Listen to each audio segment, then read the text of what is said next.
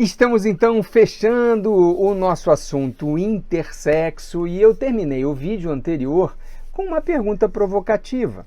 Vocês lembrem que nessa polêmica aí das lutadoras, que ora eram identificadas como intersexo, ora como transgênero, e algumas pessoas ficaram bravas falando, não, a lutadora argelina sempre foi e foi criada como uma mulher, portanto não tem nada de transgênero.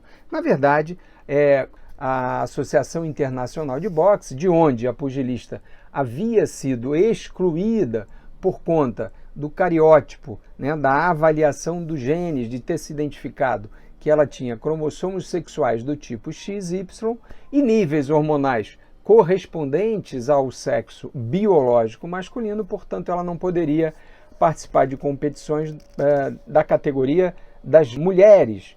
E isso é uma polêmica e a gente não vai discutir quem está correto é o Comitê Olímpico Internacional ou a Associação Internacional de Boxe. Isso é uma questão para os próprios atletas, né, e para as pessoas que podem dar uma contribuição mais específica, mas o fato é que é sim possível que uma pessoa que tenha cariótipo XY, mas que tenha características dos receptores, por exemplo, ou seja, ela não tem receptores com sensibilidade completa à testosterona, então ela tem testosterona, mas os receptores não conseguem fazer a sua ação efetiva, portanto ela não desenvolve as características sexuais masculinas, e ela pode ser sim identificada e criada como uma mulher, apesar desses níveis hormonais. Então, o mais provável é que a lutadora tenha essa característica e seja uma pessoa intersexo, ou uma pessoa que teve uma diferença no desenvolvimento sexual, ok? E aí eu terminei o vídeo anterior fazendo uma pergunta provocativa que era, mas será que uma pessoa intersexo pode ser transgênero? E aí o meu principal objetivo é deixar bem sedimentado aqui a diferença entre esses conceitos. Então acompanha aqui, vamos falar um pouquinho mais e vamos nos aprofundar nisso na sequência.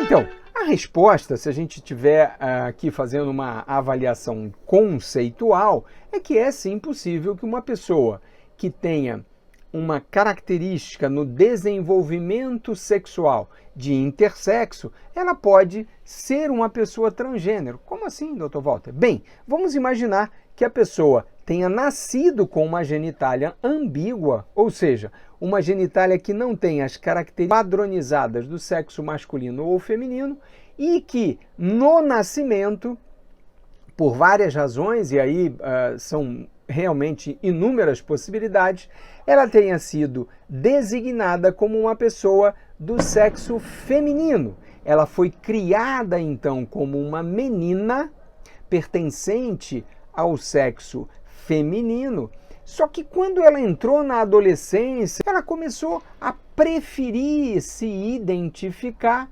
como um homem. Então ela passou a usar as roupas de um homem, passou a se comportar como um homem, passou inclusive a ter pelo no rosto e algumas características mais associadas ao sexo masculino, características secundárias, como a gente diz, e ela passou então a ser uma pessoa que se identifica como homem. Então, o sexo que foi designado no nascimento era o sexo feminino. Na análise do cariótipo, ela era inclusive uma pessoa do cariótipo XX. Mas ela, ao longo do desenvolvimento e na fase de adolescente, ela começou a se identificar como um homem. Então, é uma pessoa transgênero. O que ela se identifica, o gênero que ela se identifica, é diferente do sexo do nascimento do gênero, que seria o XX, o feminino. Ela não, ela prefere e se identifica como um homem. Então, ela é um homem transgênero, ok? Ficou claro essa diferença? Então, o intersexo é uma identidade ligada ao aspecto da genitália que diz como foi o desenvolvimento sexual, principalmente no período intraembrionário. Então, a genitália no intersexo é uma genitália ambígua. Ela não é característica do sexo biológico masculino, nem do sexo biológico feminino. No vídeo anterior, a gente falou de alguns exemplos, sejam de erros, falhas genéticas, síndrome de Turner, síndrome de Klinefelter, ou de alterações enzimáticas no desenvolvimento embrionário em que leva a uma hiperexposição a níveis de testosterona altos, a chamada hiperplasia adrenal congênita. Então, essas situações levam a um desenvolvimento diferente, e aí o aspecto da genitália é diferente. Bem, o transgênero, então, o que tem a ver transgênero nessa identidade ligada às lutadoras de boxe? Então, a pessoa que nasce com uma definição biológica do sexo, vamos falar agora do sexo XY, sexo biológico XY, teoricamente, então, um sexo biológico masculino, a pessoa se desenvolveu até um determinado momento da vida como um menino, mas numa determinada etapa, adolescência ou posteriormente, se identifica como uma mulher.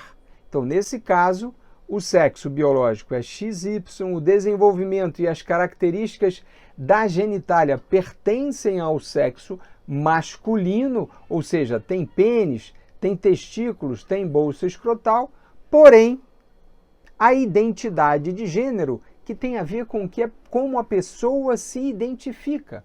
Então, ela se identifica como uma mulher, apesar de todas essas características masculinas. Então, é uma mulher transgênero. Então, a identidade de gênero é diferente do gênero designado ao nascimento. Esse gênero designado ao nascimento geralmente corresponde ao sexo biológico. Isso a gente está falando de pessoas que têm a genitália típica. Então, cromossomo X, sexo cromossômico feminino, genitália feminina. Genitália feminina é o quê? É clitóris, vulva, vagina. Ovários são as gônadas. No caso do sexo cromossômico XY, desenvolvimento típico, qual é? Altas taxas de testosterona, masculinização, genitália externa, pênis e bolsa escrotal, genitália típica. Então, as pessoas que têm esse sexo biológico podem, ao longo do desenvolvimento, se identificar posteriormente com um sexo diferente, um gênero diferente do sexo designado ao nascimento. Então, são pessoas transgênero. Ah, doutor Walter, e quem nasce XY e continua ao longo da vida se identificando como um homem? Então, nesse caso, a pessoa é cisgênero. Ou seja, um homem cisgênero tem as características cromossômicas e da genitália do homem. A mulher cisgênero tem as características do sexo cromossômico, sexo de nascimento, sexo biológico da mulher. Ok? Então, o transgênero é exatamente essa situação onde a pessoa ou o indivíduo, ao longo da vida, vai se identificar com um gênero diferente daquele designado ao nascimento. No caso do intersexo, é uma situação um pouco mais delicada, porque às vezes a definição do sexo no nascimento não é feita imediatamente. Vocês lembram do vídeo inicial? Atualmente, o médico ou o profissional de saúde não é mais obrigado a definir o sexo quando a genitália é ambígua. Então, quando há uma genitália que não é típica nem do sexo biológico masculino nem do feminino, o médico pode designar como sexo indeterminado, deixando para que, depois de exames, avaliações e etc., ou seja, uma equipe multidisciplinar vai estar atuando no amparo e nos cuidados dessa criança, para que essa definição do sexo ocorra mais tarde, idealmente quando a própria criança puder participar dessa definição. A gente tem situações muito delicadas onde ou procedimento cirúrgico ou manipulações hormonais são feitas precocemente E isso acaba levando a problemas, inclusive problemas psicológicos ao longo do desenvolvimento da criança, que às vezes não aceita bem o sexo que lhe foi imposto por condições que às vezes não eram as condições mais naturais. Então, na criança hoje intersexo, ou na criança com diferenças no desenvolvimento sexual, a postura moderna é tentar interferir o mínimo possível para deixar que essa definição do sexo, tanto de desenvolvimento e de crescimento, quanto o sexo definitivo, mais tarde ao longo da vida, seja tudo feito com a participação do indivíduo mais interessado, no caso, a criança. O problema nessa situação é que às vezes há uma forte pressão dos próprios familiares para tentar adequar a criança à cultura, né? A pressão sociocultural que exige uma definição do sexo, aquela velha pergunta, seu filho é menino ou menina? Então, essas situações de indefinição que deveriam ser melhor aceitas em termos de perceber que há uma grande variedade de possibilidades dentro da própria biologia e da natureza. A presença do intersexo é uma coisa que reforça essa diversidade maravilhosa da biologia, mas há uma angústia da família em querer essa definição o mais precocemente possível. Então, no passado, as cirurgias eram muito mais comuns em relação à existência de um clitóris e de ovários hipodesenvolvidos que levavam a procurar a feminilização dessa genitália, ou seja, a remoção desse pênis ou do clitóris avantajado, a diminuição para que fique mais semelhante a um clitóris e a uma vagina, e a retirada dos testículos, que levaria a um desenvolvimento desse recém-nascido mais ligado ao sexo biológico feminino, no sentido de tentar adequar essa criança ao modelo feminino, o que hoje é muito criticado, no sentido de, às vezes, permitir que isso que está sendo rotulado como diferente seja o normal para essa criança, sem que haja necessariamente algum tipo de interferência ou intervenção. Então, isso tem sido motivo de muito debate, de muitas discussões e consensos na área médica, mas sempre com esse foco em permitir que o indivíduo principal interessado, o recém-nascido, a criança ou o adolescente ou até o adulto jovem, participe dessa decisão.